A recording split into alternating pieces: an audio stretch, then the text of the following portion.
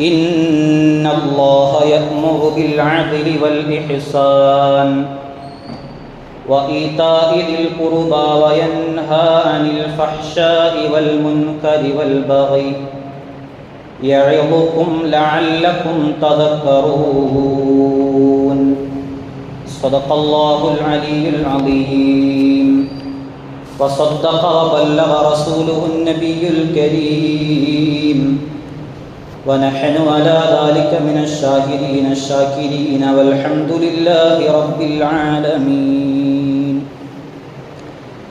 അല്ലാഹു സുബ്ഹാനഹു വ തആല പരിശുദ്ധമായ വെള്ളിയാഴ്ച ദിവസം അവൻ്റെ പള്ളിയിൽ ഇഅ്തികാഫിൻ്റെ നിയ്യത്തോടുകൂടെ ഇരിക്കുന്ന നമ്മുടെ ഈ ഇരുത്തം പരിപൂർണമായി അള്ളാഹു കബൂൽ ചെയ്ത് അനുഗ്രഹിക്കുമാറാവട്ടെ. നമ്മളിൽ നിന്ന് മരണപ്പെട്ടു പോയ മാതാപിതാക്കൾ, ജ്യേഷ്ഠാനുജന്മാർ, സഹോദര സഹോദരിമാർ, ബന്ധുമിത്രാദികൾ, കൂട്ടുകുടുംബങ്ങൾ, അങ്ങനെ തുടങ്ങി ആരെല്ലാം ഈ മഹല്ലിൽ നിന്നും മരണപ്പെട്ടു പോയ എല്ലാവരുടെയും ഖബർ ജീവിതം അള്ളാഹു സന്തോഷത്തിലും റാഹത്തിലുമാക്കി കൊടുത്ത് അനുഗ്രഹിക്കുമാറാവട്ടെ. പരിശുദ്ധമായ ഖുർആൻ ഇന്നല്ലാഹ യഅ്മുറു ബിൽ അദ്ലി വൽ ഇഹ്സാൻ എന്ന് തുടങ്ങുന്ന പരിശുദ്ധമായ ഈ ആയത്ത് നമുക്ക് പഠിപ്പിച്ചു തന്നു. ഈ ആയത്ത് എല്ലാ ആഴ്ചയിലും മുടങ്ങാതെ നമ്മൾ ഖുതുബയിലൂടെ കേട്ടുകൊണ്ടിരിക്കുന്ന ഒരായത്താണ്. എന്നാൽ അതിൻ്റെ ഉള്ളടക്കം എന്താണ് എന്നോ അതിൽ പറഞ്ഞിരിക്കുന്ന കാര്യങ്ങൾ എന്തൊക്കെയാണ് എന്നോ നമുക്ക് പലപ്പോഴും അറിയാറില്ല, അതറിയാൻ ശ്രമിക്കാറുമില്ല. എന്നിരുന്നാലും പരിശുദ്ധമായ ഖുർആനിലെ ഈ ആയത്ത് ഒരു മനുഷ്യൻ്റെ ജീവിതത്തിൻ്റെ തുടക്കം മുതൽ അവൻ്റെ ജീവിതത്തിൻ്റെ ഒടുക്കം വരെയുള്ള മുഴുവൻ വിഷയങ്ങളെയും പരാമർശിച്ചു കൊണ്ടുപോകുന്ന ഒരായത്താണ്. അല്ലാഹു സുബ്ഹാനഹു വ തആല വിശ്വാസികളോട് 3 കാര്യങ്ങൾ കൊണ്ട് കൽപ്പിക്കുന്നു, 3 കാര്യങ്ങളെ നിരോധിക്കുകയും ചെയ്യുന്നു. യഅ്മുറു ബിൽ അദ്ലി വൽ ഇഹ്സാനി വ ഈതാഇ ദിൽ ഖുർബാ വയൻഹാ അനിൽ ഫഹ്ശാഇ വൽ മുൻകരി വൽ ബഗി. ഇങ്ങനെ 3 6 കാര്യങ്ങൾ. 3 കാര്യങ്ങൾ കൊണ്ടുള്ള കൽപ്പന, 3 കാര്യങ്ങൾ കൊണ്ടുള്ള നിരോധന. ഇങ്ങനെയുള്ള വിഷയങ്ങളെ വിശ്വാസികളായ ആളുകൾക്ക് അല്ലാഹു സുബ്ഹാനഹു വ തആല നേരിട്ട് ഉത്ബോധനം കൊടുക്കുന്ന ഒരായത്താണ് ഈ ആയത്ത്. അതിൽ പറയപ്പെട്ട 1ാമത്തെ ഇനമായ അദ്ൽ, ആ വിഷയത്തെക്കുറിച്ചാണ് ഇന്ന് നമ്മൾ ചർച്ച ചെയ്യാൻ പോകുന്നത്. പരിശുദ്ധമായ ഈ ആയത്തിനെ ഖുർആനിൻ്റെ എതിരാളിയായിരുന്ന വലീദ് ഇബ്നു മുഗീറ എന്ന് പറയുന്ന കാഫിറിൻ്റെ അടുക്കൽ അള്ളാഹുവിൻ്റെ റസൂൽ സല്ലല്ലാഹു അലൈഹി വസല്ലമ തങ്ങൾ ഓതി ഈ ആയത്ത്. അയാളുടെ മുമ്പിൽ അള്ളാഹുവിൻ്റെ റസൂൽ ഈ ആയത്ത് ഓതുകയാണ്. ഇന്നല്ലാഹ യഅ്മുറു ബിൽ അദ്ലി വൽ ഇഹ്സാൻ വഈതാഇ ദിൽ ഖുർബാ വയൻഹാ അനിൽ ഫഹ്ശാഇ വൽ മുൻകർ എന്ന് തുടങ്ങുന്ന ഈ ആയത്തിനെ വലീദ് ഇബ്നു മുഗീറയുടെ മുമ്പിൽ അള്ളാഹുവിൻ്റെ റസൂൽ സല്ലല്ലാഹു അലൈഹി വസല്ലമ തങ്ങൾ ഓതിയപ്പോൾ അയാൾ പറഞ്ഞ ഒരു വാചകമുണ്ട്, വല്ലാഹി ഇന്ന ലഹു ലഹലാവ, നിശ്ചയമായും ഈ ആയത്തിന് എന്തോ ഒരു മാധുര്യമുണ്ട്. വ ഇന്ന അലൈഹി ലത്വലാവ, ഈ ആയത്തിന് എന്തോ ഒരു പുതുമയുണ്ട്. വ ഇന്ന അസ്ലുഹു ലമൗലിഖ്, നിശ്ചയമായും ഈ ആയത്തിൻ്റെ അടിത്തറ വേരുറച്ചതാണ്. വഅലാഹു ലമുസ്മിർ, നിശ്ചയം ഈ ആയത്തിൻ്റെ മുകൾ ഭാഗം ഫലം നിറഞ്ഞതാണ്. എന്നിട്ട് അയാൾ പറയുന്നൊരു വാചകമുണ്ട്, വമാ ഹുവ ബിഖൗലി ബശർ, ഇത് ഒരിക്കലും ഒരു മനുഷ്യൻ്റെ വാചകമല്ല. പരിശുദ്ധമായ ഖുർആനിൻ്റെ ഈ ആയത്തെടുത്ത് വെച്ചിട്ട് വലീദ് ഇബ്നു മുഗീറ പറയുന്നൊരൊറ്റ വാചകം, വമാ ഹുവ ബിഖൗലി ബശർ, ഇത് ഒരിക്കലും ഒരു മനുഷ്യന് പറയാൻ പറ്റുന്ന ഒരു കാര്യമല്ല, ഇത് ഇലാഹിയായ ഒരു ദിവ്യപ്രകാശമാണ്. അവർക്ക് പോലും മനസ്സിലായി മുഹമ്മദ് നബി സല്ലല്ലാഹു അലൈഹി വസല്ലമ തങ്ങൾ സ്വന്തം പോക്കറ്റിൽ നിന്ന് എടുത്തതല്ല പരിശുദ്ധമായ ഖുർആൻ എന്ന്, മറിച്ച് ഇത് ഇലാഹിയായ ഒരു പ്രകാശമാണ്, ദിവ്യപ്രകാശമാണ്. അല്ലാഹു തആല നേരിട്ട് ഇറക്കിക്കൊടുത്തതാണ്, ഇത് മനുഷ്യനെ കൊണ്ട് പറയാൻ കഴിയുന്ന കാര്യമല്ല എന്ന് വലീദ് ഇബ്നു മുഗീറ പോലും അന്ന് സമ്മതിച്ചിട്ടുണ്ട്. പക്ഷേ അയാൾ മുസ്ലിമായോ എന്ന് ചോദിച്ചാൽ മുസ്ലിമായില്ല. അധികാരം നഷ്ടപ്പെട്ടു പോകുമോ എന്നുള്ള പേടിയും ഒക്കെ ഇസ്ലാമിലേക്ക് കടന്നു വരാൻ അവർക്കൊരു വിമ്മിഷ്ടമുണ്ടായിട്ടുണ്ട് എങ്കിൽ പോലും മുഹമ്മദ് നബി സല്ലല്ലാഹു അലൈഹി വസല്ലമ തങ്ങൾ പറയുന്ന ഈ ആയത്ത് ഒരിക്കലും മനുഷ്യനെ കൊണ്ട് പറയാൻ കഴിയുന്നതല്ല എന്നവർ സമ്മതിച്ചിരുന്നു. മഹാനായ ഇബ്നു മസ്ഊദ് റളിയല്ലാഹു അൻഹു പറയുന്ന ഒരു സംഭവമുണ്ട്. അജ്മഉ ആയത്തുൻ ഫിൽ ഖുർആനി ലിൽ ഖൈരി വശർർ. പരിശുദ്ധമായ ഖുർആനിലെ ഈ ആയത്ത് ഒരു വിശ്വാസിയായ മനുഷ്യന്റെ ജീവിതത്തിൽ പകർത്തേണ്ട എല്ലാ നന്മകളെയും പറഞ്ഞിട്ടുണ്ട്. ഒരു വിശ്വാസിയായ മനുഷ്യൻ അവന്റെ ജീവിതത്തിൽ ഒഴിവാക്കേണ്ട എല്ലാ തിന്മകളെയും പറഞ്ഞിട്ടുണ്ട് ഈ ആയത്ത് എന്ന് മഹാനായ ഇബ്നു മസ്ഊദ് റളിയല്ലാഹു അൻഹു പറയുകയാണ്. ആ ആയത്താണ് സൂറത്തുൻ നഹ്ലിലെ ഈ ആയത്ത്, 90-ാമത്തെ ആയത്ത്. അതുകൊണ്ട് സഹോദരങ്ങളെ, നമ്മൾ ഇന്ന് ചർച്ച ചെയ്യുന്നത് ഒന്നാമത്തെ ഉപദേശമായ അദലിനെ കുറിച്ചാണ്. എന്താണ് അദല് എന്ന് പറഞ്ഞാൽ, നമ്മൾ ഒറ്റ വാക്കിൽ അദല് എന്ന് പറഞ്ഞാൽ നീതി എന്ന് വേണമെങ്കിൽ അർത്ഥം വയ്ക്കും. അദല് എന്ന് പറഞ്ഞാൽ എന്താ? നീതി. അത് പലപ്പോഴും ആ പദത്തിൻ്റെ അർത്ഥം ചോദിച്ചാൽ നമ്മൾ അങ്ങനെ പറയാം, നീതി എന്ന് പറയും. അതിന് വ്യാഖ്യാനങ്ങളുണ്ട്. എന്താണ് ആ വ്യാഖ്യാനം? ഫഹുവ ഇബാറത്തുൻ അനിൽ അംരിൽ മുത്തവസ്സിതി ബൈന ത്വറഫയിൽ ഇഫ്റാത്തി വത്തഫ്രീത്ത്. അതിര് കടന്നും പോകണ്ട, എന്നാൽ തീരെ ഇല്ലാതിരിക്കുകയും വേണ്ട. അതിൻ്റെ ഇടയിലുള്ള മുത്തവസ്സിത്തായ ആ ഒരു വഴിക്കാണ്, മിതത്വത്തിനാണ് അദല് എന്ന് പറയുന്നത്. ഇബാദത്ത് ഓവറായിട്ട് 110ലേക്ക് കടക്കണ്ട, എന്നാൽ ഇബാദത്ത് തീരെ ഇല്ലാതെ ശൂന്യമായി പോവുകയും വേണ്ട. അതിൻ്റെ ഇടയിലെ മിതത്വം പാലിച്ചുകൊണ്ട് ഇബാദത്തുകൾ ചെയ്യുക, അതിനാണ് അദല് എന്നൊക്കെ പറയുന്നത്. എല്ലാ വിഷയങ്ങളിലുണ്ട് ഈ അദല്. ഒന്നാമതായിട്ട് വേണ്ടത് വിശ്വാസപരമായ കാര്യങ്ങളിലാണ് ഈ അദല് ഉണ്ടാവേണ്ടത്. ഏക ഇലാഹി വിശ്വാസം, അതാണ് നീതി, അദല് എന്ന് പറയുന്നത്. വിശ്വാസത്തിൽ ബഹുദൈവ വിശ്വാസത്തിൻ്റെ ഇടയിലും തീരെ വിശ്വാസമില്ലാത്തതിൻ്റെ ഇടയിലുമുള്ള ഏക ഇലാഹി വിശ്വാസം, അതാണ് അദല് എന്ന് പറയുന്നത്. വിശ്വാസപരമായിട്ട് ഒരാൾക്ക് ഉണ്ടാകേണ്ട അദലാണ് ഏക ഇലാഹി വിശ്വാസം. ഇലാഹിയായിട്ട് ഏക ഇലാഹല്ലാത്ത ബഹുദൈവ വിശ്വാസികളെ, ബഹുദൈവ ആരാധകരെ വിശ്വസിക്കുന്ന ആളുകളുണ്ടാവും. അതൊന്നും ശരിയായ നടപടിയല്ല. പരിശുദ്ധമായ ഖുർആൻ തന്നെ അതിൻ്റെ ഗൗരവം ഉണർത്തിക്കൊണ്ട് പറഞ്ഞിട്ടുണ്ട്. ഒരു ലോകത്ത് 2 സൃഷ്ടാവുകളുണ്ടെങ്കിൽ 2 പേർക്കും തുല്യ അധികാരം ഉണ്ടാവണം. ഒരു പടച്ചവൻ മാത്രം സാധുവായിരിക്കുക, മറ്റേ പടച്ചവൻ ഉഷാറായിട്ടിരിക്കുക, അത് ശരിയാവില്ല. 2 പേർക്കും തുല്യ അധികാരം ഉണ്ടാവണം. 2 പേർക്കും തുല്യമായി വിധികൾ പ്രഖ്യാപിക്കാനുള്ള കഴിവുകൾ വേണം. അങ്ങനെ തുടങ്ങി അള്ളാഹുവിൽ പറയപ്പെട്ട എല്ലാ വിശേഷണങ്ങളും ഒത്തിണങ്ങിയ ആളായിരിക്കണം. 2 പേരുണ്ടെങ്കിൽ 2 പേരും. അപ്പോൾ ഒരാൾ കൽപ്പിക്കുകയാണെന്ന് മഴ പെയ്യിപ്പിച്ചേക്കാം, അപ്പോൾ മറ്റേ ആൾ പറയുകയാണെന്ന് മഴ വേണ്ട, വെയിൽ മതി. അപ്പം തന്നെ 2 അടിയായി, പടച്ചവന്മാർ തമ്മിൽ അടിയായി. അതുകൊണ്ട് ഏക ഇലാഹി വിശ്വാസമല്ലാത്ത ബഹുദൈവ വിശ്വാസങ്ങളെല്ലാം തെറ്റായ വിശ്വാസങ്ങളാണ്.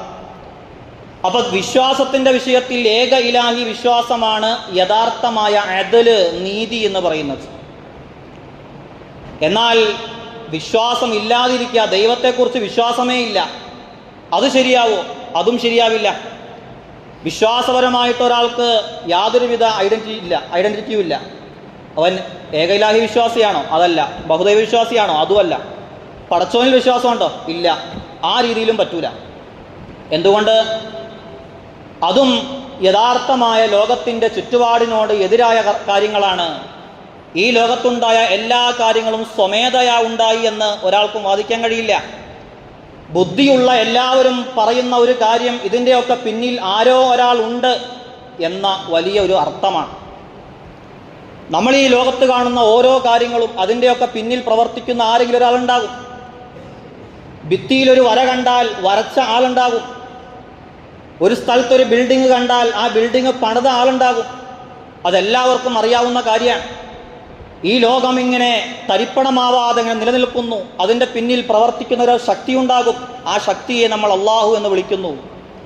ആ ശക്തിയില്ലാതെ ഒരിക്കലും ഈ ലോകത്തെ നിയന്ത്രിക്കാൻ കഴിയില്ല. അതുകൊണ്ട് ഏക ഇലാഹി വിശ്വാസവും അതാണ് യഥാർത്ഥമായ രീതി എന്ന് പറയുന്നത്. അതിൻ്റെ അപ്പുറത്തേക്കുള്ള ബഹുദൈവ വിശ്വാസമോ അതുമല്ലെങ്കിൽ വിശ്വാസമില്ലാതിരിക്കലോ റെഡിയായ രീതിയല്ല, ശരിയായ രീതിയല്ല എന്നതാണ് പരിശുദ്ധമായ ഖുർആൻ ആണയിട്ട് ഓർമ്മപ്പെടുത്തുന്നത്. മഹാനായ അബൂ ഹനീഫ ഇമാം റളിയല്ലാഹു അൻഹുവിൻ്റെ കാലഘട്ടത്തിൽ ഉണ്ടായിരുന്നു ഇങ്ങനെയുള്ള ആൾക്കാർ. യുക്തിവാദികളുണ്ടായിരുന്നു, നിരീശ്വരവാദികളുണ്ടായിരുന്നു. അവര് അബൂ ഹനീഫ ഇമാമിൻ്റെ ഉസ്താദായ ഹമ്മാദ് റളിയല്ലാഹുവിനെ കത്തെഴുതി വിശ്വാസമുണ്ട്, അള്ളാഹു ഉണ്ട് എന്ന് സമർത്ഥിക്കണം എന്ന് പറഞ്ഞിട്ട്. ഉസ്താദ് ഇങ്ങനെ സങ്കടപ്പെട്ടുകൊണ്ടിരിക്കുകയാണ്. എൻ്റെ കിതാബിൻ്റെ ദർസുകളൊക്കെ മുടങ്ങുമല്ലോ എന്ന രീതിയിൽ വിഷമിച്ചുകൊണ്ടിരിക്കുന്ന സമയത്താണ് മഹാനായ അബൂ ഹനീഫ ഇമാം എന്ന് പറയുന്ന ഹമ്മാദ് റളിയല്ലാഹുവിൻ്റെ ശിഷ്യൻ ആ റൂമിലേക്ക് കടന്നു വരുന്നത്. ഉസ്താദിൻ്റെ മുഖം കണ്ടപ്പോൾ അബൂ ഹനീഫ ഇമാം ചോദിച്ചു, എന്താണ് മുഖത്തൊരു വിഷമം? ഉസ്താദ് പറഞ്ഞു, ഇങ്ങനെ ഒരു കത്ത് വന്നിട്ടുണ്ട്, ഞാനിപ്പോൾ ആ തെളിവൊക്കെ നിവർത്തി വെച്ച് സമർത്ഥിക്കാൻ വേണ്ടി പോയാൽ എൻ്റെ കിതാബിൻ്റെ ഓത്തുകളൊക്കെ മുടങ്ങിപ്പോകുമല്ലോ, ആ രീതിയിൽ വിഷമിച്ചിരിക്കുകയാണ് എന്ന് പറഞ്ഞപ്പോൾ കത്ത് വായിച്ചിട്ട് അബൂ ഹനീഫ പറഞ്ഞു, ഞാൻ പൊക്കോളാം, ഉസ്താദ് പോകണ്ടെന്ന് പറഞ്ഞു.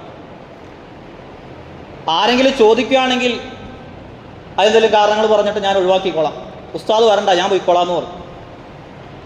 ഞാൻ മുത്താലിമാണല്ലോ, അതുകൊണ്ട് തന്നെ അത് സമർത്ഥിക്കാൻ കഴിഞ്ഞില്ല എങ്കിൽ പേടിക്കേണ്ട കാര്യമില്ല, ഞാൻ മുത്താലിമാണല്ലോ, പഠിക്കുന്ന ആളാണല്ലോ. പഠിക്കുന്ന ആളുകൾക്ക് എന്തെങ്കിലും കുറവുകൾ വന്നാൽ അതിപ്പോൾ ആരും വിഷയാക്കൊന്നുമില്ലല്ലോ, അതുകൊണ്ട് വിഷയാക്കണ്ട. ഇനി എൻ്റെ ആ മറുപടി അവർക്ക് പറ്റി എന്നാൽ പിന്നെ ഉസ്താദിന് വരുമോ വേണ്ടല്ലോ, ഞാൻ പൊക്കോളാന്ന് പറഞ്ഞു. അങ്ങനെ രാജാവിൻ്റെ വലിയ ഒരു സൈന്യം അവിടെയുണ്ട്, വലിയ ഒരു സംഘങ്ങൾ ഇങ്ങനെ കാത്തിരിക്കുകയാണ് സംവാദത്തിന് വേണ്ടി മഹാനായ അബൂ ഹനീഫ ഇമാം ആ വലിയൊരു സദസ്സിലേക്ക് കയറി വരുന്നത് കണ്ടപ്പോൾ, ഒരു ചെറുപ്പക്കാരനായ ഒരു കുട്ടി ആ സദസ്സിലേക്ക് കയറി വരുന്നത് കണ്ടപ്പോൾ രാജാവ് ചോദിച്ചു, അല്ല ഉസ്താദ് എവിടെ? ഉസ്താദിനെയല്ലേ വിളിച്ചത്, അതുകൊണ്ട് ഉസ്താദ് എവിടെയെന്ന് ചോദിച്ചു. അബൂ ഹനീഫ ഇമാം എടുത്ത വഴിക്ക് പറഞ്ഞു, ഞങ്ങളുടെ നാട്ടിൽ ഉറുമ്പിനെ കൊല്ലാനൊന്നും ഒലക്കെടുക്കണ പരിപാടിയില്ലാന്ന്. ഇതിലിപ്പോൾ ഞാൻ മതിയല്ലോ, എന്തെങ്കിലും ഒരു സംശയങ്ങൾ ചോദിച്ചാൽ സംശയം പറയാൻ ഞാൻ മതിയല്ലോ, അതുകൊണ്ട് ഉസ്താദിന് വരേണ്ട കാര്യമൊന്നുമില്ല, സംശയങ്ങൾ ചോദിച്ചോളാൻ പറഞ്ഞു. അവരെടുത്ത വഴിക്ക് ചോദിച്ചിട്ട് ആദ്യമായി ചോദിച്ച ഒരു കാര്യം, ദൈവമുണ്ടോ, ദൈവമുണ്ടെങ്കിൽ അത് കാണണ്ടേ എന്ന ഒരു ചോദ്യമാണ്. ദൈവമുണ്ടെങ്കിൽ കാണണ്ടേ. അബൂ ഹനീഫ ഇമാം തിരിച്ചു ചോദിച്ചു, ദൈവമുണ്ട്, അത് കാണണം എന്നാണോ നിങ്ങളുടെ വിശ്വാസം? കണ്ടാലേ മനസ്സിലാവൂ, കണ്ടാലേ ഞങ്ങൾ വിശ്വസിക്കൂ എന്നാണോ നിങ്ങളുടെ വിശ്വാസം? ഒരു കാര്യം കണ്ടാൽ മാത്രമേ അംഗീകരിക്കൂ എന്നാണോ? അതെ, ഞങ്ങളുടെ വിശ്വാസം അങ്ങനെ തന്നെയാണ്, ഞങ്ങൾ കണ്ടാലേ അംഗീകരിക്കൂ. ആ സമയത്ത് മഹാനായ അബൂ ഹനീഫ ഇമാം തിരിച്ചു ചോദിക്കുകയാണ്, നിങ്ങളുടെ മുമ്പിൽ ഒരാൾ മരണപ്പെടാൻ കിടക്കുകയാണ്, അവൻ ഇപ്പം മരിക്കും, ആ രീതിയിലാണ് കിടക്കണം, പെട്ടെന്ന് അയാൾ മരിച്ചുപോയി, നിങ്ങൾ ആ മനുഷ്യൻ മരിച്ചു എന്ന് എങ്ങനെ ഉറപ്പിക്കും? ആ മനുഷ്യൻ മരിച്ചിട്ടുണ്ട് നിങ്ങൾ എങ്ങനെ ഉറപ്പിക്കും എന്ന് ചോദിച്ചു. ആ സമയത്ത് മഹാനായ അബൂ ഹനീഫയുടെ അടുത്ത് ഒരു മനുഷ്യൻ പറഞ്ഞു, പെട്ടെന്ന് തന്നെ ഞങ്ങൾ റൂഹ് പോയി കഴിഞ്ഞാൽ അപ്പം തന്നെ ഞങ്ങൾ ഉറപ്പിക്കും അയാൾ മരിച്ചു എന്ന്. റൂഹ് പോയ അപ്പം തന്നെ ഞങ്ങൾ ഉറപ്പിക്കുന്നു. ആ സമയത്ത് എടുത്ത വഴിക്ക് അബൂ ഹനീഫ ചോദിച്ചു, റൂഹിനെ നിങ്ങൾ കണ്ടിട്ടുണ്ടോ? കണ്ടിട്ടില്ല. കാണാത്ത റൂഹിനെ നിങ്ങൾ എങ്ങനെ വിശ്വസിച്ചു? നിങ്ങൾ കുറച്ചു മുമ്പ് പറഞ്ഞത് കാണാത്ത കാര്യങ്ങൾ വിശ്വസിക്കൂല എന്നല്ലേ? റൂഹിനെ നിങ്ങൾ കണ്ടിട്ടില്ല, പിന്നെ റൂഹിൽ നിങ്ങൾ എങ്ങനെ വിശ്വസിച്ചു എന്ന് ചോദിച്ചു എടുത്ത വഴിക്ക്. എന്നിട്ട് മഹാനായ അബൂ ഹനീഫ പറയാണ്, റൂഹിനെ പടച്ച റബ്ബ്, ആ റൂഹിനെ നിങ്ങൾ കണ്ടിട്ടില്ല, അതൊരു പടപ്പാണ്, അള്ളാഹുവിൻ്റെ പടപ്പാണ് ആ റൂഹ്. ആ റൂഹിനെ നിങ്ങൾ കണ്ടിട്ടില്ല, പിന്നെ എങ്ങനെയാണ് ആ റൂഹിനെ പടച്ച റബ്ബിനെ നിങ്ങൾ കാണുന്നത്? കാണാൻ കഴിയില്ലല്ലോ. അള്ളാഹുവിൻ്റെ ഒരു സൃഷ്ടിയായ റൂഹിനെ നിങ്ങൾ കണ്ടിട്ടില്ല, പിന്നെ നിങ്ങൾ എങ്ങനെ അതിനെ പടച്ച റബ്ബിനെ കാണും എന്ന ഒരൊറ്റ ചോദ്യം ചോദിച്ചപ്പോൾ യുക്തിവാദികൾക്ക് മനസ്സിലായി സംഗതി ശരിയാട്ടോ, അല്ലെങ്കിൽ പിന്നെ റൂഹിനെ കാണണ്ടേ എന്ന രീതിയിൽ അവർ ചിന്തിച്ചിട്ട് ഇസ്ലാമിലേക്ക് കടന്നു വന്ന ചരിത്രം മഹാനായ അബൂ ഹനീഫ ഇമാമിൻ്റെ ചരിത്രത്തിൽ നമ്മൾ കാണുകയാണ്. അതുകൊണ്ട് അബൂ ഹനീഫ ഇമാം പറയുന്ന വലിയ ഒരു ആദർശം എന്ന് പറയുന്നത് ബഹുദൈവ വിശ്വാസവും അതുപോലെ വിശ്വാസമില്ലാത്ത രീതിയും ശരിയല്ല എന്ന രീതിയിലാണ്. അതുകൊണ്ട് മഹാനായ നബി സല്ലല്ലാഹു അലൈഹി വസല്ലമ തങ്ങളുടെ ഹദീസുകളും പരിശുദ്ധമായ ഖുർആനെല്ലാം വ്യക്തമാക്കി തരുന്ന ഒരു ഒറ്റ കാര്യം അദല്, നീതി എന്നതാണ്. ഒന്നാമതായിട്ട് ഒരു മനുഷ്യന് വേണ്ടത് വിശ്വാസപരമായിട്ടുള്ള നീതിയാണ്. അത് ഏക ഇലാഹി വിശ്വാസമാണ്. മാത്രമല്ല കർമ്മരംഗത്തുമുണ്ട് നീതി. കർമ്മരംഗത്തുണ്ട് അതിൽ നീതി. നമ്മൾ ഇബാദത്ത് എടുക്കാൻ, നിസ്കരിക്കാൻ, നോമ്പ് നോക്കുകയാണ്. അങ്ങനെ തുടങ്ങി എല്ലാ രീതികളിലും അദല്, അവിടെയുണ്ട് അദല്. ഒരു മനുഷ്യൻ ഓവറായിട്ട് ഞാൻ എല്ലാ ദിവസവും പകല് മുഴുവൻ നോമ്പ് നോൽക്കും, ഞാൻ എല്ലാ രാത്രിയിലും നിന്ന് നിസ്കരിക്കുകയും ചെയ്യും എന്ന് പറഞ്ഞാൽ ശരിയാവില്ല. കാരണം അവിടെ നീതിയായില്ല, അദലായില്ല. എന്തുകൊണ്ട്? നിസ്കരിക്കുന്നത് തെറ്റാണോ, നോമ്പെടുക്കുന്നത് തെറ്റാണോ എന്നല്ല, മറിച്ച് അവിടെ ഒരു നീതിയുണ്ട്, ശരീരത്തോട് കാണിക്കുന്ന നീതിയുണ്ട്. അത് പാകമായിട്ട് ഇബാദത്തെടുക്കുക എന്നുള്ളതാണ്. ശരീരത്തെ ബുദ്ധിമുട്ടിക്കാൻ പാടില്ല. അതുകൊണ്ട് കൃത്യമായ രീതിയിൽ ഇബാദത്തെടുക്കണം. കർമ്മരംഗത്തും അതുപോലെ ഈ നീതി പാലിക്കണം. അള്ളാഹുവിൻ്റെ റസൂൽ സല്ലല്ലാഹു അലൈഹി വസല്ലമ തങ്ങളുടെ അടുക്കലേക്ക് ഒരു സ്വഹാബി വന്നിട്ട് പറഞ്ഞു, അള്ളാഹുവിൻ്റെ റസൂലേ, ഞാൻ എല്ലാ ദിവസവും നോമ്പ് നോൽക്കാൻ പോവാണ് എന്ന്. എല്ലാ ദിവസവും ഞാൻ നോമ്പ് നോക്കാൻ പോവാണ്. അപ്പോൾ അള്ളാഹുവിൻ്റെ റസൂൽ സല്ലല്ലാഹു അലൈഹി വസല്ലമ തങ്ങൾ പറഞ്ഞത് പറ്റില്ല. ഇപ്പം നിനക്ക് ആരോഗ്യം ഉണ്ടാവാം, പക്ഷേ പിന്നീട് അത് കഴിഞ്ഞുകൊള്ളണമെന്നില്ല. കുറച്ചൊക്കെ പ്രായമായി കഴിഞ്ഞതിന് ശേഷം പിന്നീട് ചിന്തിച്ചാൽ അതിന് കഴിഞ്ഞുകൊള്ളണമെന്നില്ല. അപ്പോൾ അതുകൊണ്ട് ചെയ്യുന്ന കാര്യം മുറ പോലെ ചെയ്യുക, എന്തും ചെയ്യാൻ കഴിയുക. തീരെ ചെയ്യാതിരിക്കുവാൻ പാടില്ല, എന്നാൽ ഓവറായിട്ട് ഇബാദത്തുകൾ എടുത്തെടുത്തെടുത്തെടുത്ത് പിന്നീട് ചെയ്യാൻ കഴിയാതിരിക്കുകയും ചെയ്യുക, അങ്ങനെ പറ്റൂല. അതുകൊണ്ട് ഒരു അദലുണ്ടാവണം, ഒരു നീതി ഉണ്ടാവണം. നമുക്ക് കഴിയുന്നത് മാത്രം ഇബാദത്ത് എടുക്കുക. നിസ്കാരം ഫറലായ കാര്യങ്ങൾക്ക് പുറമെ സുന്നത്തെടുക്കുമ്പോൾ ഒരു നീതിയോടുകൂടെ കൈകാര്യം ചെയ്യുക, അതാണ് വേണ്ടതെന്ന് പറഞ്ഞു. അപ്പോൾ ആ സ്വഹാബിയോട് അള്ളാഹുവിൻ്റെ റസൂൽ പറഞ്ഞു, ഒന്നെങ്കിൽ നീ സും യൗമൻ വ അഫ്തിർ യൗമൈ, ഒരു ദിവസം നോമ്പ് നോറ്റിട്ട് 2 ദിവസം ഒഴിവാക്ക്, എന്നിട്ട് പിന്നെ പിടിച്ചാൽ മതി. ഒന്നുകിൽ അങ്ങനെ നീ നോമ്പ് പിടിക്കാൻ പറഞ്ഞു. അതും അല്ലെങ്കിലോ സും യൗമൻ, നീ ഒരു ദിവസം നോമ്പ് പിടിക്കുക, വ അഫ്തിർ സലാസൻ, 3 ദിവസം ഒഴിവാക്കുക എന്ന് പറഞ്ഞു. ആ സമയത്ത് ആ സ്വഹാബി പറഞ്ഞു, അള്ളാഹുവിൻ്റെ റസൂലെ, എനിക്കതിലും കൂടുതൽ കഴിയും. എന്നാ പിന്നെ അള്ളാഹുവിൻ്റെ റസൂൽ സല്ലല്ലാഹു അലൈഹി വസല്ലമ തങ്ങൾ പറഞ്ഞു, എന്നാ പിന്നെ ദാവൂദ് നബി അലൈഹി സ്വലാമിൻ്റെ ഒരു നോമ്പുണ്ട്. ആ നോമ്പ് അള്ളാഹുവിന് ഏറ്റവും ഇഷ്ടപ്പെട്ട നോമ്പാ. സും യൗമൻ വ അഫ്തിർ യൗമൻ, ഒരു ദിവസം നോമ്പ് നോക്കും, പിറ്റേ ദിവസം ഒഴിവാക്കും, പിറ്റേ ദിവസം പിന്നെ പിടിക്കും. അങ്ങനെ ഇടവിട്ടുള്ള നോമ്പ്, അതാണ് ഏറ്റവും ശ്രേഷ്ഠമായുള്ള നോമ്പ്. അത് ദാവൂദ് നബി അലൈഹി സ്വലാമിൻ്റെ നോമ്പാണ്. ആ നോമ്പ് അള്ളാഹുവിന് വേറെ ഇഷ്ടമാണ്. അഹബ്ബു സിയാമി ഇലല്ലാഹി സിയാമു ദാവൂദ്, ദാവൂദ് നബി അലൈഹി സ്വലാമിൻ്റെ നോമ്പാണ് സുന്നത്ത് നോമ്പുകളിൽ അള്ളാഹുവിന് ഏറ്റവും ഇഷ്ടപ്പെട്ടത്.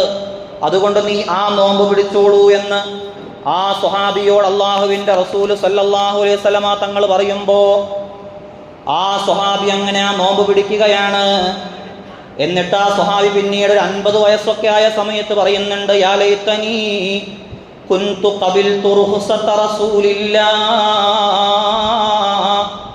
ഞാൻ ആ അള്ളാഹുവിൻ്റെ റസൂലിൻ്റെ ആ ഇളവെങ്ങാനും പിടിച്ചിരുന്നെങ്കിൽ എത്ര നന്നായിരുന്നു, എനിക്കിപ്പോൾ കഴിയുന്നില്ലല്ലോ. ദാവൂദ് നബി അലൈഹി സ്വലാമിന് നോമ്പ് നോറ്റ് ലാസ്റ്റായപ്പോൾ 50 വയസ്സായപ്പോൾ അദ്ദേഹത്തിന് ക്ഷീണം വന്നു കഴിഞ്ഞപ്പോൾ പിന്നെ അദ്ദേഹം ഒരു ദിവസം നോമ്പ് പിടിക്കും, പിന്നെ ഒരു 10-15 ദിവസത്തേക്ക് ഒഴിവാക്കും, പിന്നെ ആ ക്ഷീണമൊക്കെ മാറിയിട്ട് പിന്നെയും പിടിക്കും, അങ്ങനെ 5-6 ദിവസം പിന്നെ ഒഴിവാക്കും. അങ്ങനെ തുടർച്ചയായിട്ട് നോമ്പ് നോൽക്കാൻ കഴിയാതെ പ്രയാസപ്പെട്ടപ്പോൾ ആ സ്വഹാബി പറയാണ്, ഞാനെങ്ങാനും ആ അന്ന് അള്ളാഹുവിൻ്റെ റസൂലിൻ്റെ ഇളവൊന്ന് സ്വീകരിച്ചിരുന്നെങ്കിൽ എത്ര നന്നായിരുന്നു എന്ന് ആ സ്വഹാബി പറയുന്ന അവസ്ഥയിലേക്ക് കാര്യങ്ങൾ എത്തും. അതുകൊണ്ട് ഇബാദത്തുകൾ എടുക്കുമ്പോൾ എപ്പോഴും ഒരു തവസ്സുത്ത്, ബുദ്ധിമുട്ടാക്കാതെ, ശരീരത്തിന് ബുദ്ധിമുട്ടാക്കാതെ വ്യക്തമായ രീതിയിൽ ഒരു നിർണയിച്ചുകൊണ്ട് ഇബാദത്തുകൾ എടുക്കുക. ഖുർആൻ ഓതുമ്പോഴും അങ്ങനെ തന്നെ, നിസ്കരിക്കുമ്പോഴും അങ്ങനെ തന്നെ, നോമ്പ് നോൽക്കുമ്പോഴും അങ്ങനെ തന്നെ, എല്ലാ രീതിയിലും ഒരു മുത്തവസ്സിത്തായ ഒരു രീതി, അതാണ് അദല് എന്ന് പറയുന്നത്. ഒരുപാട് പ്രയാസങ്ങൾപ്പെട്ട് ഇബാദത്തുകൾ എടുത്തിട്ട് ലാസ്റ്റ് ആകുമ്പോൾ ഒന്നിനും കഴിയാത്തൊരവസ്ഥ ഉണ്ടാകുക, അത് പാടില്ല. അതുകൊണ്ട് അദലാണ് അവിടെ ഉണ്ടാവേണ്ടതെന്ന് അള്ളാഹുവിൻ്റെ റസൂൽ സല്ലല്ലാഹു അലൈഹി വസല്ലമ തങ്ങൾ പറയുകയാണ്. സ്വഹാബികൾ ഇങ്ങനെ വട്ടം കൂടിയിട്ട് ഒരു ചർച്ച നടത്തി ഒരു ദിവസം. എന്താണ് ചർച്ച? ഒരു സ്വഹാബി പറയാണ്, ഞാൻ എല്ലാ ദിവസവും നോമ്പ് നോക്കും. അപ്പോൾ മറ്റേ സ്വഹാബി പറഞ്ഞു, എന്നാ പിന്നെ ഞാൻ എല്ലാ രാത്രിയും നിന്ന് നിസ്കരിക്കുന്നു പറഞ്ഞു. അപ്പോൾ തന്നെ അടുത്ത സ്വഹാബി പറയാണ്, ഞാൻ കല്യാണം കഴിക്കണമെന്ന് തന്നെ ആലോചിച്ചുകൊണ്ടിരിക്കുക, ഞാനിപ്പോൾ ഇബാദത്തുകളൊക്കെ എടുത്ത് ഇങ്ങനെ കൂടാനുള്ള തീരുമാനത്തിലാണ്, കല്യാണം തന്നെ കഴിക്കണമെന്നാണ് എൻ്റെ ഒരു തീരുമാനം, അതുകൊണ്ട് ഞാൻ കല്യാണങ്ങളൊന്നും കഴിക്കാൻ പോകുന്നില്ല, ഇബാദത്ത് എടുത്ത് കൂടാൻ പോവാണ്, അള്ളാഹുവിലേക്ക് അടുക്കാൻ പോവാണെന്ന് പറഞ്ഞു. അള്ളാഹുവിൻ്റെ റസൂല് പറഞ്ഞു, നീ ആ കഴിക്കുന്ന കല്യാണം ഇബാദത്താണ്, കല്യാണം കഴിക്കുന്നത് ഇബാദത്താണ്. അങ്ങനെ സ്വഹാബികൾ ഇങ്ങനെ വട്ടം കൂടിയിട്ട് ഇങ്ങനെ ഓരോ തീരുമാനങ്ങൾ എടുക്കുന്ന സദസ്സിലേക്ക് അള്ളാഹുവിൻ്റെ റസൂൽ സല്ലല്ലാഹു അലൈഹി വസല്ലമ തങ്ങൾ കടന്നു വരികയാണ്. കടന്നു വന്നിട്ട് ചോദിച്ചു, എന്താ തീരുമാനങ്ങൾ? ഇപ്പം എന്താ നിങ്ങൾ തീരുമാനങ്ങൾ എടുത്തത്? കേൾക്കട്ടെ. അള്ളാഹുവിൻ്റെ റസൂലിനോട് ഓരോ സ്വഹാബികളും ഓരോ തീരുമാനങ്ങൾ പറയുകയാണ്. ഞാനിങ്ങനെ തീരുമാനങ്ങൾ എടുത്തു, മറ്റാൾ ഇങ്ങനെ തീരുമാനങ്ങൾ എടുത്തു. അങ്ങനെ ഓരോരുത്തരെയും ഓരോ തീരുമാനങ്ങൾ ഇങ്ങനെ പറഞ്ഞ സമയത്ത് അള്ളാഹുവിൻ്റെ റസൂൽ പറഞ്ഞു, അതെല്ലാം ഒഴിവാക്കണം, അതൊന്നും വേണ്ട, അതൊന്നും നിങ്ങൾ ചെയ്യണ്ട, എല്ലാം ഒഴിവാക്കണം എന്ന് പറഞ്ഞു. എന്നിട്ട് പറഞ്ഞു, അള്ളാഹുവിൻ്റെ റസൂൽ സല്ലല്ലാഹു അലൈഹി വസല്ലം തങ്ങൾ പറയാണ്, ഇന്നമാ അന അഖ്ശാകും വ അത്ഖാകും ലില്ലാഹ്, നിങ്ങളുടെ കൂട്ടത്തിൽ അള്ളാഹുവിനെ ഏറ്റവും കൂടുതൽ ഭയപ്പെടുന്നത് ഞാനാണ്. അതുകൊണ്ട് എൻ്റെ റൂട്ട് നിങ്ങൾ സ്വീകരിച്ചാൽ മതി, നിങ്ങൾ ഒരുപാടൊന്നും ഇടങ്ങേറാവണ്ട എന്ന് പറഞ്ഞു. അള്ളാഹുവിൻ്റെ റസൂൽ പറയാൻ, ഞാൻ അള്ളാഹുവിനെ ഇബാദത്തുകൾ എടുക്കാറുണ്ട്, മാത്രമല്ല എല്ലാ രാത്രിയിൽ നിന്ന് നിസ്കരിക്കാറില്ല, മറിച്ച് കുറച്ച് രാത്രികളിലൊക്കെ അർദ്ധരാത്രി കഴിഞ്ഞതിന് ശേഷം എഴുന്നേറ്റ് നിന്ന് നിസ്കരിക്കും. അതെല്ലാ രാത്രിയിലും ഉണ്ടാകും എന്നതല്ലാതെ പരിപൂർണമായിട്ട് ഒരു രാത്രി മുഴുവൻ നിന്ന് നിസ്കരിക്കുന്ന പരിപാടി എനിക്കില്ല. അതുകൊണ്ട് നിങ്ങളും ആ ഒരു രീതിയാണ് സ്വീകരിക്കേണ്ടത് എന്ന് പറഞ്ഞു. ഞാൻ ദീനീ പ്രബോധനം നടത്തുന്നുണ്ട്, മാത്രമല്ല ഞാൻ വിവാഹിതനാണ്. അതുപോലെ ഞാൻ രാത്രി കിടന്ന് ഉറങ്ങാറുണ്ട്, അർദ്ധരാത്രി കഴിഞ്ഞിട്ട് ഞാൻ എഴുന്നേറ്റ് നിസ്കരിക്കാറുണ്ട്. സുബഹിക്ക് ഒരു 20 മിനിറ്റ് മുമ്പ് ഭാര്യമാരെ തട്ടി വിളിച്ച് എഴുന്നേൽപ്പിച്ച് അവരെയും ഞാൻ തഹജ്ജുദ് നിസ്കരിപ്പിക്കാറുണ്ട്. ഇതെല്ലാ കാര്യങ്ങളും ഞാനും ചെയ്യുന്നുണ്ട്, എനിക്കവിടെ ഒരു കുറവും സംഭവിച്ചിട്ടില്ല. മാത്രമല്ല ഞാൻ ചില ദിവസങ്ങളിലൊക്കെ പകല് നോമ്പ് നോൽക്കാറുണ്ട്, ചില ദിവസങ്ങളിലൊക്കെ ഞാൻ ഒഴിവാക്കാറുണ്ട്. അതുകൊണ്ട് എൻ്റെ രീതിയാണ് നിങ്ങൾ സ്വീകരിക്കേണ്ടത് എന്ന് അല്ലാഹുവിൻ്റെ റസൂൽ സല്ലല്ലാഹു അലൈഹി വസല്ലമ തങ്ങൾ ആ സ്വഹാബികൾക്ക് പറഞ്ഞു കൊടുക്കുകയാണ്. കല്യാണം കഴിഞ്ഞതിന് ശേഷവും പരിപൂർണമായ രീതിയിൽ ഇബാദത്തെടുത്ത ഒരു മഹാനായിരുന്നു സ്വഹാബി വര്യനായ അബൂദർദ റളിയല്ലാഹു അൻഹു. അദ്ദേഹം കല്യാണം കഴിഞ്ഞിട്ടും പിന്നെയും ഇബാദത്താണ്. രാത്രി മുഴുവൻ നിസ്കാരം, പകല് മുഴുവൻ സുന്നത്ത് നോമ്പും. അങ്ങനെ വലിയ ഇബാദത്തെടുത്ത മഹാനായിരുന്നു അബൂദർദ റളിയല്ലാഹു അൻഹു. അബൂദർദ റളിയല്ലാഹു അൻഹു അൻസ്വാരിയായ സ്വഹാബിയാണ്. മാത്രമല്ല ഈ അൻസ്വാരിയായ അബൂദർദ റളിയല്ലാഹു അൻഹുവിന്റെ ഒരു കൂട്ടുകാരനായിരുന്നു മക്കയിൽ നിന്ന് മദീനയിലേക്ക് ഹിജ്റ വന്ന സൽമാനുൽ ഫാരിസി റളിയല്ലാഹു അൻഹു. അള്ളാഹുവിൻ്റെ റസൂൽ സല്ലല്ലാഹു അലൈഹി വസല്ലമ തങ്ങൾ സൽമാനുൽ ഫാരിസിയെ അബൂദർദായിനെ ഏൽപ്പിച്ചു കൊടുത്തിട്ട് പറഞ്ഞതാണ്, നിന്റെ വീട്ടിൽ നീ നോക്കിക്കൊള്ളണം, ഒരു അനിയനെ പോലെ ഒരു ചേട്ടനെ പോലെ എല്ലാവിധ സൗകര്യങ്ങളും കൊടുത്ത് നീ നോക്കിക്കൊള്ളണമെന്ന് പറഞ്ഞ് മുഹാജിറുകളിൽപ്പെട്ട സൽമാനുൽ ഫാരിസി റളിയല്ലാഹു അൻഹുവിനെ അബൂദർദ റളിയല്ലാഹു അൻഹു ഏൽപ്പിച്ചു കൊടുത്തതാണ്.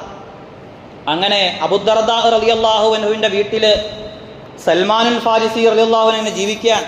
അങ്ങനെ ഒരു ദിവസം അബൂദർദ റളിയല്ലാഹുവിൻ്റെ കല്യാണം കഴിഞ്ഞ് നോക്കുമ്പോൾ കൂട്ടുകാരനെ കാണാൻ വേണ്ടി സൽമാനുൽ ഫാരിസി തങ്ങൾ ദൂരയാത്ര കഴിഞ്ഞ് വീട്ടിലേക്ക് വന്ന് നോക്കുമ്പോൾ അദ്ദേഹത്തിൻ്റെ ഭാര്യ പുറത്തിങ്ങനെ നിൽക്കുന്നുണ്ട്, ഒരു മുഷിഞ്ഞ വസ്ത്രമൊക്കെ ഇട്ടിട്ട്, ഒരു സന്തോഷമില്ലാതെ, മുഖമൊക്കെ ഇങ്ങനെ മ്ലാനമായ രീതിയിൽ ഇങ്ങനെ ഒരു സന്തോഷമില്ലാതെ ഇരിക്കുന്നത് കണ്ടപ്പോൾ മഹാനായ സൽമാനുൽ ഫാരിസി തങ്ങൾ ആ പെണ്ണിനോട് ചോദിച്ചു, അല്ല പെണ്ണെ, നീ ഈ അടുത്തല്ലേ കല്യാണം കഴിഞ്ഞത്, എന്നിട്ട് ഒരു സന്തോഷമൊന്നുമില്ലല്ലോ, ഇപ്പോഴും മുഷിഞ്ഞ ഒരു വസ്ത്രമാണ് ഇട്ടേക്കണത്, എന്താണ് ഇതിൻ്റെ ഈ രീതിയുടെ അവസ്ഥ എന്താണെന്ന് ചോദിച്ച സമയത്ത് മഹാനായ സൽമാനുൽ ഫാരിസി റളിയല്ലാഹുവിനോട് ആ പെണ്ണ് പറയുന്നുണ്ട്, കല്യാണം കഴിഞ്ഞ് ഞാൻ മാത്രം വന്നാൽ പോരല്ലോ, അദ്ദേഹം വരണ്ടേ, അദ്ദേഹം ഫുള്ള് ഇബാദത്താണ്, രാത്രി മുഴുവൻ ഇങ്ങനെ നിന്ന് നിസ്കാരം, മാത്രമല്ല പകല് മുഴുവൻ നോമ്പ് നോക്കുവാണ്, ഭക്ഷണമൊക്കെ ഉണ്ടാക്കിയിട്ട് ഞാനിങ്ങനെ കാത്തിരുന്നാൽ പലപ്പോഴും ഞാൻ ഒറ്റയ്ക്ക് കഴിക്കേണ്ടി വരും, കാരണം അദ്ദേഹത്തിന് പലപ്പോഴും നോമ്പായിരിക്കും. മാത്രമല്ല ഉറങ്ങുന്ന സമയത്ത് ഒരല്പമൊക്കെ വെയിറ്റ് ചെയ്ത് ഞാനിങ്ങനെ കാത്തിരുന്ന് ലാസ്റ്റ് ഞാനിങ്ങനെ ഉറങ്ങിപ്പോവും, സുബഹിക്ക് എഴുന്നേൽക്കുമ്പോഴും ഇദ്ദേഹം നിസ്കാരത്തിൽ തന്നെയായിരിക്കും. അതുകൊണ്ട് പലപ്പോഴും ഞങ്ങൾ തമ്മിൽ യാതൊരു ബന്ധവും ഇല്ലാത്ത രീതിയിലാണ് നടക്കാറുള്ളത് എന്ന് ആ മഹദി മഹാനായ സൽമാനുൽ ഫാരിസി റളിയല്ലാഹു അൻഹു പറഞ്ഞപ്പോൾ ഇതിലെന്തെങ്കിലും ഒരു മാറ്റം ഉണ്ടാക്കണമല്ലോ എന്ന് സൽമാനുൽ ഫാരിസിക്കും തോന്നുക.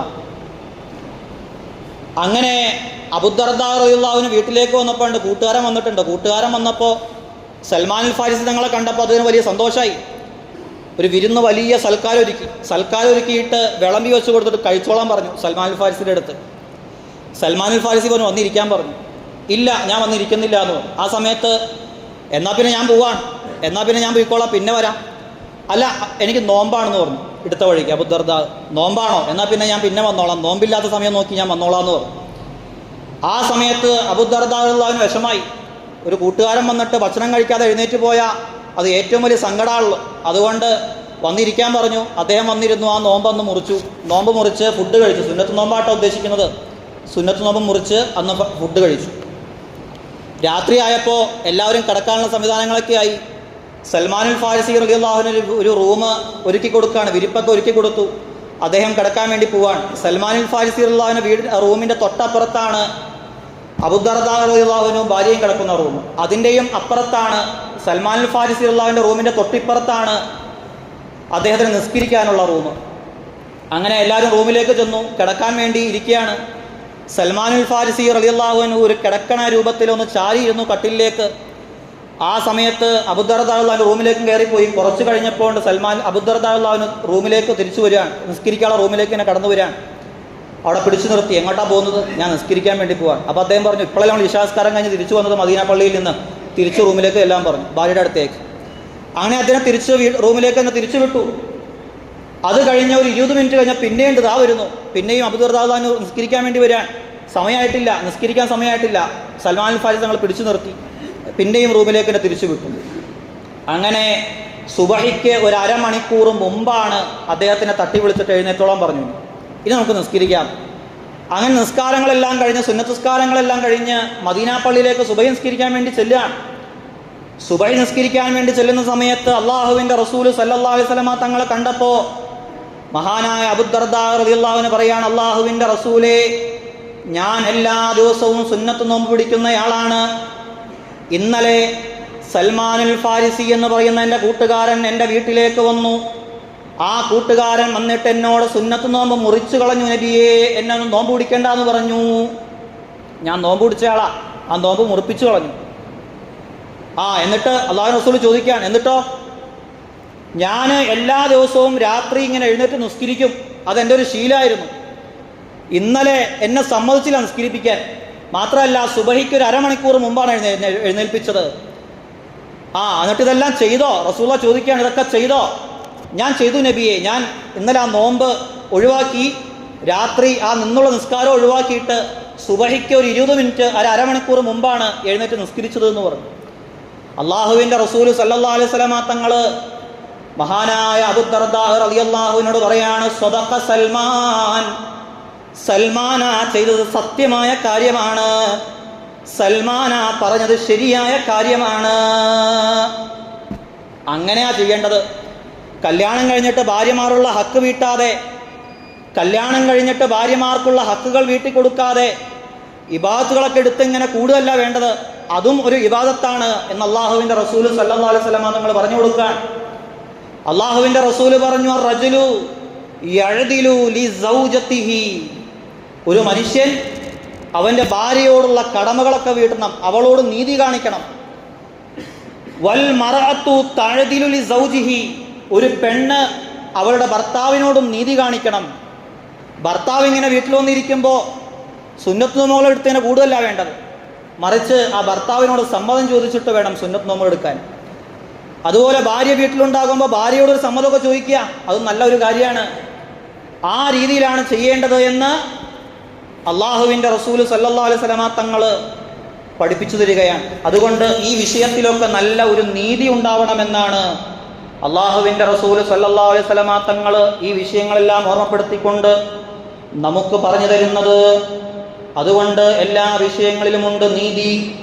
കേവലം ഒരു ഭാര്യയും ഭർത്താവും തമ്മിൽ മാത്രമല്ല, മക്കള് മാതാപിതാക്കളോട് കാണിക്കണം നീതി, മാതാപിതാക്കള് മക്കളോട് കാണിക്കണം നീതി, കച്ചവടക്കാരൻ കസ്റ്റമറോട് കാണിക്കണം നീതി. അങ്ങനെ തുടങ്ങി എല്ലാ വിഷയങ്ങളിലും ഈ ഒരു നീതി കിടക്കുന്നുണ്ട്. നീതിയോടുകൂടെ പെരുമാറണം. അള്ളാഹുവിൻ്റെ റസൂല് സല്ലല്ലാഹു അലൈഹി വസല്ലമ തങ്ങളുടെ ഒരു പാടാണ്. കച്ചവടക്കാരൻ ഏതെങ്കിലും ഒരാൾ വരും മാത്രം വില കുറച്ച് കൊടുക്കുക, മറ്റൊരാൾ വരുമ്പോൾ, ഒരു പാവപ്പെട്ടവൻ വരുമ്പോൾ വില കുറച്ച് കൊടുക്കാതെ ഏറ്റവും ടോപ്പ് ലെവലിൽ വില കയറ്റി വെച്ച് വിൽപ്പന നടത്തുക, അതൊന്നും പാടില്ല. തുല്യമായ നീതി കാണിക്കണം. എല്ലാവരോടും ഒരുപോലെ നീതി കാണിക്കണം. ഏതെങ്കിലും ഒരു സാധു വരുന്ന സമയത്ത് ചീഞ്ഞ സാധനം എടുത്തു കൊടുക്കുക, മറ്റവൻ വരുമ്പോൾ നല്ലത് മാത്രം എടുത്തു കൊടുക്കുക, അല്ലെങ്കിൽ പിന്നെ ചോദ്യം വന്നാലോ എന്ന് കരുതിയിട്ട് അങ്ങനെ നീതി കാണിക്കാതെ നിങ്ങൾ കച്ചവടം നടത്തരുത് എന്ന് അള്ളാഹുവിൻ്റെ റസൂൽ സല്ലല്ലാഹു അലൈഹി വസല്ലം തങ്ങൾ പറയുകയാണ്. അതുകൊണ്ട് തന്നെ കച്ചവടക്കാരൻ കസ്റ്റമറോട് നീതി കാണിക്കണം, ഡോക്ടർ രോഗിയോടും നീതി കാണിക്കണം. അള്ളാഹുവിൻ്റെ റസൂൽ പറഞ്ഞു തരാൻ, ഡോക്ടർ രോഗിയോട് നീതി കാണിക്കണം. രോഗിക്ക് എത്രയും പെട്ടെന്ന് രോഗം മാറാനുള്ള ഒരു മരുന്ന് കൊടുത്ത് രോഗം ശിഫിയാക്കുന്നതിന് പകരം മറ്റു രോഗമാണ് മറിച്ച് രോഗമാണെന്നൊക്കെ പറഞ്ഞിട്ട് ഇങ്ങനെ ഭയപ്പെടുത്തിയിട്ട് കുടുംബക്കാരുടെ വിഷയത്തിൽ കുടുംബക്കാരിൽ നിന്ന് പൈസയൊക്കെ ഇങ്ങനെ ഈടാക്കിയിട്ട് ലാസ്റ്റിന് വരുമാനം വരാനൊന്നും ഇല്ലയെന്ന് കാണുമ്പോൾ ഇതെല്ലാം തീർന്നു, ഇനി ഒന്നും നോക്കാനില്ല, മാറ്റിക്കോളാൻ പറയുന്ന രീതിയിലേക്കൊന്നും അങ്ങനെയൊന്നും ആക്കിക്കൊടുക്കരുത്. നമ്മളെ കൊണ്ട് കഴിയുന്ന രീതിയിലൊക്കെ നല്ല ഒരു സേവനം ഡോക്ടർമാർക്ക് ചെയ്യാൻ കഴിയും. രോഗിയോട് നല്ല രീതിയിൽ സേവനം ചെയ്യുക. ഈ അടുത്തൊരു പോസ്റ്റ് വായിച്ചു, അവയവദാനത്തിൻ്റെ വിഷയത്തിൽ വലിയ രീതിയിലുള്ള കൊള്ളകൾ നടക്കുന്ന സ്ഥാപനങ്ങളെക്കുറിച്ച്. അപകടങ്ങൾ സംഭവിച്ചിട്ട് ഒരു രോഗിയെ ഹോസ്പിറ്റലിലേക്ക് കൊണ്ടുവരാൻ, ഹോസ്പിറ്റലിലേക്ക് കൊണ്ടുവന്നിട്ട് ഒരു 10 ദിവസം കൊണ്ട് രോഗം ശിഫയാക്കി വിടാൻ പറ്റുന്ന ആ രോഗത്തെ ഭർത്താവിൻ്റെയും കുടുംബക്കാരുടെയും മുമ്പിൽ ഈ ഡോക്ടർ അവതരിപ്പിച്ചത് ബ്രെയിൻ ട്യൂമറാണ് നിങ്ങളുടെ ഭാര്യയ്ക്ക്, അതുകൊണ്ട് രക്ഷപ്പെടാനുള്ള യാതൊരുവിധ സാധ്യതയുമില്ല, അതുകൊണ്ട് മസ്തിഷ്ക രോഗം ബാധിച്ചിരിക്കുകയാണ് എന്നൊക്കെ പറഞ്ഞിട്ടാണ്. ഇനി യാതൊരുവിധ വകുപ്പുമില്ല രക്ഷപ്പെടുത്താൻ. അവയവങ്ങൾ ദാനം ചെയ്യുകയാണോ എന്ന് ചോദിച്ചുകൊണ്ട് ഒരു കമൻറ്റ്. അവയവം ദാനം ചെയ്യുകയാണോ? എന്നാൽ പിന്നെ നിങ്ങൾക്ക് സന്തോഷമായല്ലോ. നിങ്ങളുടെ ഭാര്യയുടെ അവയവങ്ങൾ മറ്റുള്ളവർക്ക് കൊടുത്താൽ അവരിലൂടെ എങ്ങാനും ജീവൻ നിലനിൽക്കുമല്ലോ എന്ന് കരുതിയിട്ട് ആ ഡോക്ടർ ഇങ്ങനെ പറയാൻ, കൊള്ളക്കച്ചവടം നടത്തിക്കൊണ്ട് ജീവിക്കുന്ന ഒരവസ്ഥയാണ് ഇപ്പോൾ ആശുപത്രികളിൽ പലപ്പോഴും കണ്ടുകൊണ്ടിരിക്കുന്നത്. അവിടെയാണ് അള്ളാഹുവിൻ്റെ റസൂൽ സല്ലല്ലാഹു അലൈഹി വസല്ലം തങ്ങൾ പറയുന്നത്, ഡോക്ടർ രോഗിയോട് നീതി കാണിക്കണം. എല്ലാ വിഷയങ്ങളിലും ഈ ഒരു നീതി പുലർത്തിയിട്ട് ജീവിക്കാനാണ് അല്ലാഹു സുബ്ഹാനഹു വ തആല ഇന്നല്ലാഹ യഅ്മുറു ബിൽ അദ്ലി വൽ ഇഹ്സാൻ വഇതാഇ ദിൽ ഖുർബാ വയൻഹാ അനിൽ ഫഹ്ശാഇ വൽ മുൻകരി വൽ ബഗി യഇദുകും ലഅല്ലകും തദക്കറൂൻ എന്ന ആയത്തിലൂടെ ഒന്നാമതായിട്ട് നമ്മളോട് പഠിപ്പിച്ചു തരുന്നത്. അതുകൊണ്ട് എല്ലാ വിഷയങ്ങളിലും ഈ നീതിയോടുകൂടെ പെരുമാറാൻ അല്ലാഹു സുബ്ഹാനഹു വ തആല നമുക്ക് തൗഫീക്ക് നൽകി അനുഗ്രഹിക്കുമാറാവട്ടെ എന്ന് മാത്രം സാന്ദർഭികമായി സൂചിപ്പിക്കുകയാണ്.